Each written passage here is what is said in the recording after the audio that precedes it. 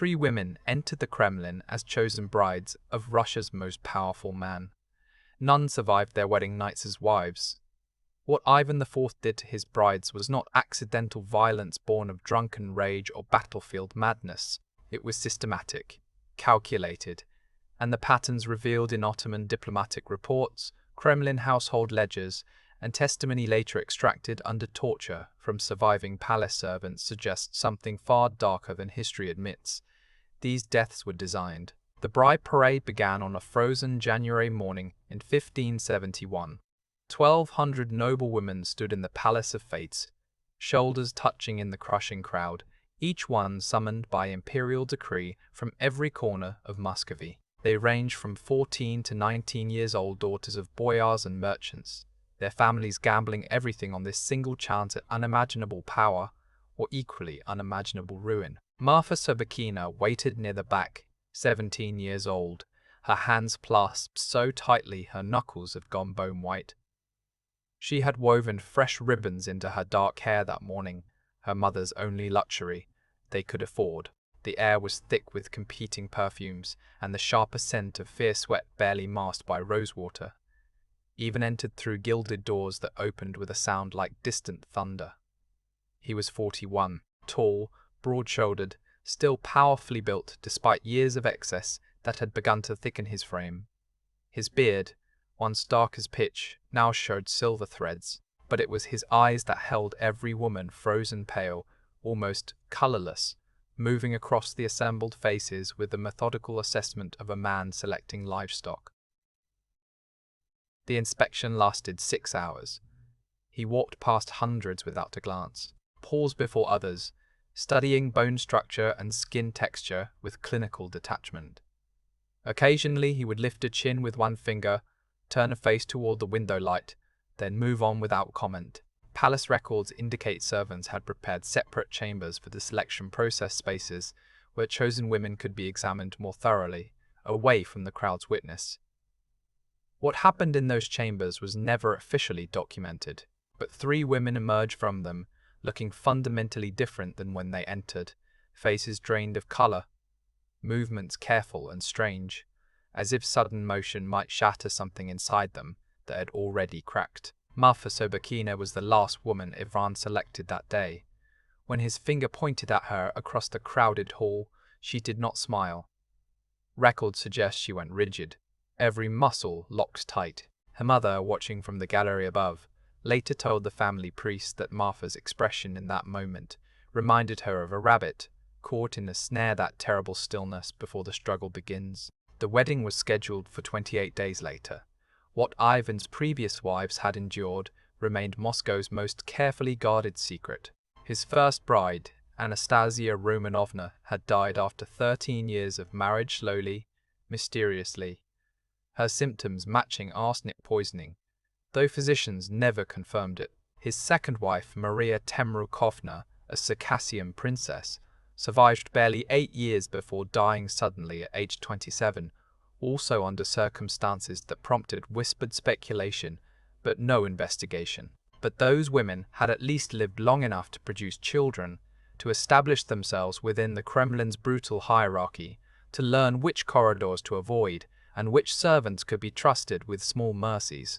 Marfa Sobakina would not have that time, neither would the brides who followed her, because what Ivan had perfected by 1571 was not marriage.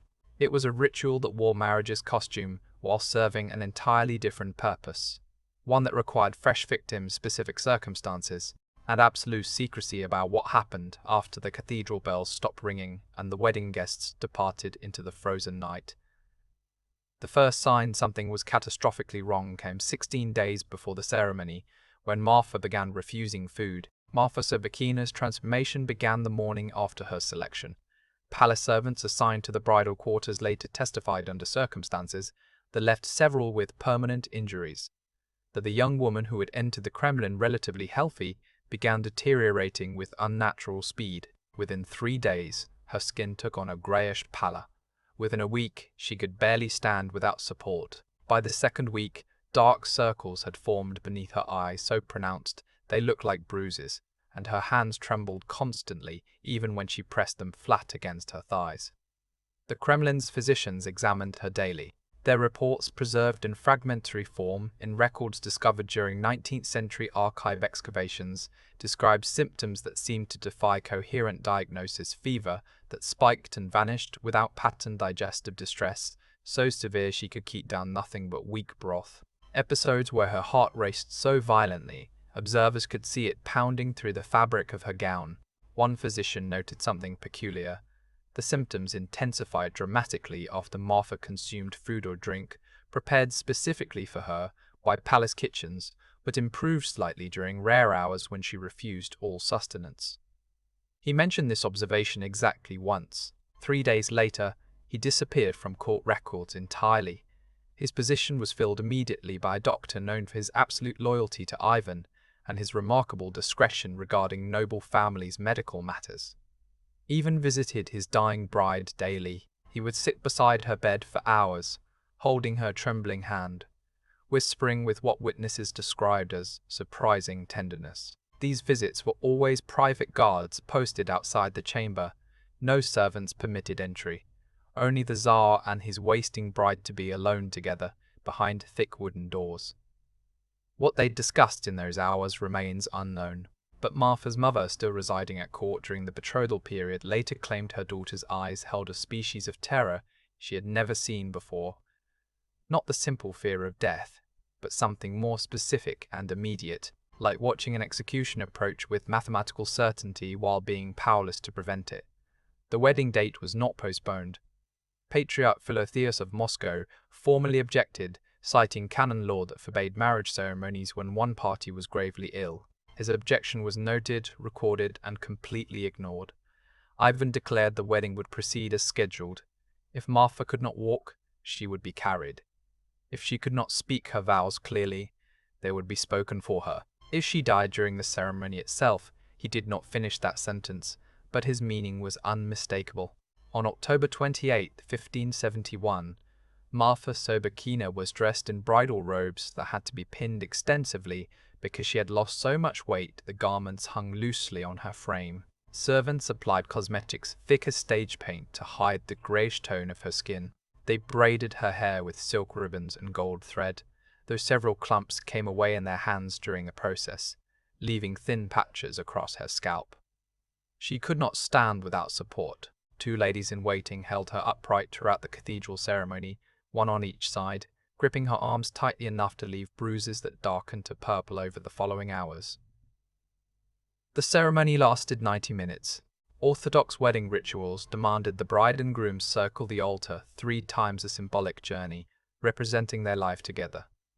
Martha made it twice before her legs gave out completely. She did not fall only because her attendants held her suspended between them, her feet dragging across the marble floor as they completed the 3rd circuit. She spoke her vows in a whisper barely audible beyond the first row of witnesses. Ivan spoke his clearly, his voice carrying through the cathedral with the practiced resonance of a man who understood performance. He placed the ring on her finger, a band of gold so loose it immediately slid down to her knuckle. He kissed her, and chroniclers noted that she did not, perhaps, could not kiss him back. The feast afterward was lavish by every standard except the bride's presence. Martha was carried to the high table and propped in her chair with cushions. She did not eat. She did not drink. She sat motionless as courses were served and removed, her eyes open but unfocused, while Ivan beside her consumed roasted swan and honeyed wine, laughing with boyars and foreign dignitaries as if his bride's collapse was merely an unfortunate but inconsequential detail. The celebration continued past midnight. Musicians played. Dancers performed. Toasts were raised to fertility and long life, and the continuation of the royal bloodline. Each pronouncement drew enthusiastic cheers from assembled nobles who understood that enthusiasm itself was a form of survival. At 1 in the morning, Ivan stood abruptly. The hall fell silent with practiced speed. He announced his intention to retire to the bridal chamber. 2 guards lifted Martha from her chair. She could not stand, possibly was not conscious, and carried her from the hall like a child being put to bed. The doors to the royal apartments closed. Guards took position outside. The celebration in the hall continued for another hour before guests began departing into the winter darkness, their breath forming clouds in the freezing air, their conversations careful and deliberately superficial. By dawn, Marfa Sobakina was dead. The official announcement came at mid-morning. The Tsarina had succumbed to a sudden illness that had tragically worsened overnight, despite physicians' best efforts. The Tsar was devastated. Prayers would be said, mourning observed, God's will acknowledged with appropriate orthodox submission. The actual timeline was more precise and far stranger. Palace records examined centuries later documents locked away for generations before historians gained access revealed that Marfa Sobakina lived exactly 13 days as Ivan's legal wife. Not 12, not 14. 13 days from wedding to burial, a specificity that becomes more disturbing when compared to what followed. During those 13 days, Marfa never left the royal apartments. Servants who brought food reported the trays returned untouched. Physicians summoned to examine her were admitted only briefly and emerged refusing to discuss what they had observed. The few attendants allowed into the chambers to change linens or tend the fires spoke when they spoke at all of a woman who seemed to exist in a state between life and death, conscious but unresponsive, her breathing shallow and irregular. Ivan himself maintained a strange routine during this period. He attended to state business daily, receiving diplomats and hearing petitions as if nothing unusual occupied his personal life. But each evening he retired to the apartments for hours, and guards positioned outside reported hearing low conversation, one voice asking questions, another responding in whispers too quiet to distinguish words. On the 13th day, Marfa's breathing simply stopped. No dramatic final moments. No gathered family. No deathbed pronouncements. Servants entering the chamber at dawn to tend the fire found her body already cooling, Ivan seated beside the bed, still holding her hand. He did not weep, he did not rage. He stood, released her hand with care, and walked to the window where he stood silently for nearly an hour, watching dawn light spread across the Kremlin's frost-covered roofs. Then he ordered the body prepared for burial and immediately began arrangements for his next marriage. Orthodox law was explicit. A man widowed once could remarry only after a significant mourning period. A man widowed twice could remarry only with special dispensation from the patriarch. A man widowed 3 times could not remarry within the church at all. It was considered evidence of divine displeasure, a sign God himself had judged the man unfit for marriage. Ivan had now been widowed 3 times. He was 41 years old. And he had no intention of remaining unmarried. The problem was solved with characteristic ruthlessness. Ivan declared and forced the church to affirm that Marfa's 13-day marriage did not count as a true marriage, because it had never been consummated due to her illness. Therefore, he argued, he was not actually widowed 3 times, only twice, which meant one more marriage remained canonically permissible.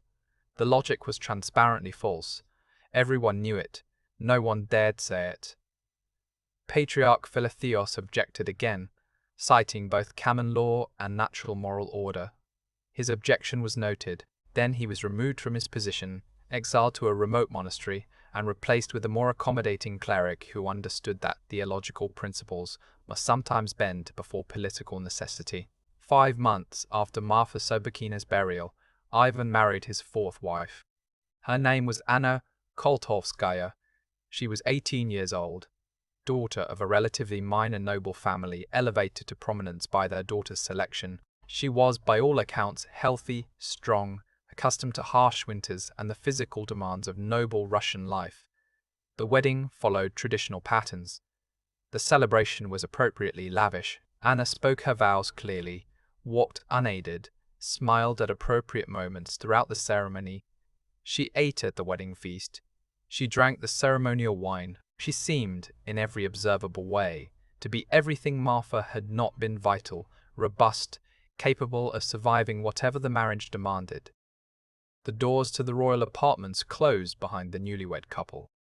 Guards took their positions. The palace settled into the silence that follows major celebrations, servants cleaning halls, nobles departing, court life preparing to resume its rhythms. 3 days later, Anna Kotovskaya was forcibly removed from the Kremlin and imprisoned in a convent.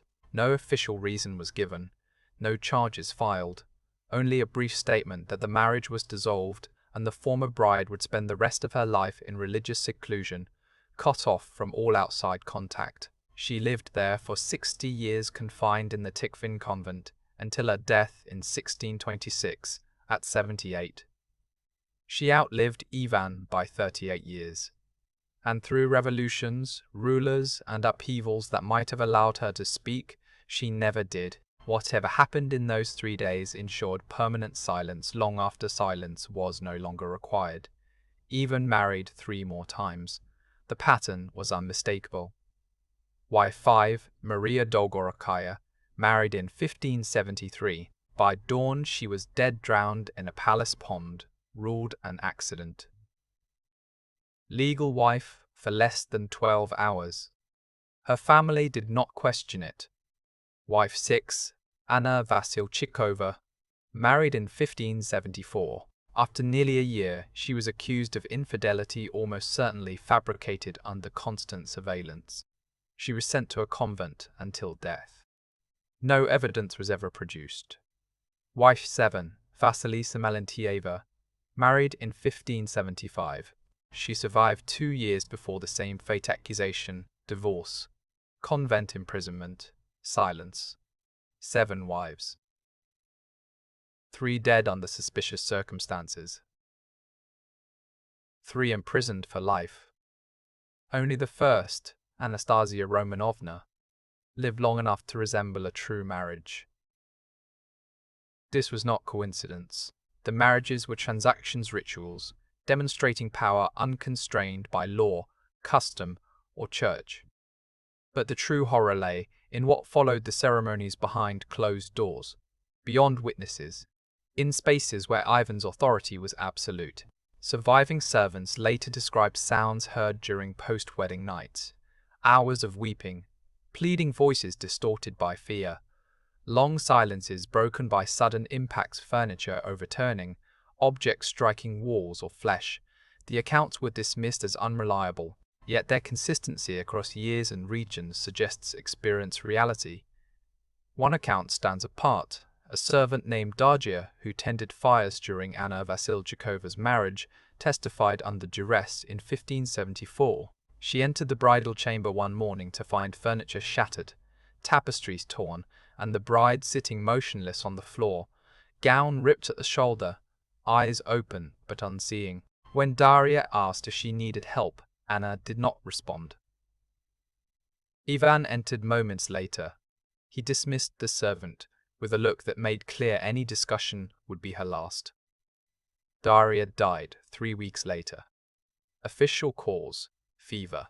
No physician, no inquiry. Ivan's system was complete. Marriages proved his power to take. Deaths and imprisonments proved his power to discard. Silence proved control over truth itself. Most effective was the randomness: who lived, who vanished. That uncertainty paralyzed noble families, unable to refuse selection, never knowing whether a daughter's elevation meant fortune or doom. Before we continue with what cathedral records hid for centuries, if these stories matter, if history's darkest chapters deserve telling without comfort, subscribing helps. Now, to what the church tried to erase. During 19th century renovations, crude graffiti was found in small chambers where brides prepared for weddings. Scratched hastily: "Mercy, mercy, mother, protect me. I do not want this." One line cut deepest: "God witness, I told truth before I die." These were not vandal marks, they were final attempts at being remembered. Church ledgers echoed this quietly. Ivan's later marriages were recorded with strict language: no blessings, minimal signatures, compliance without conviction.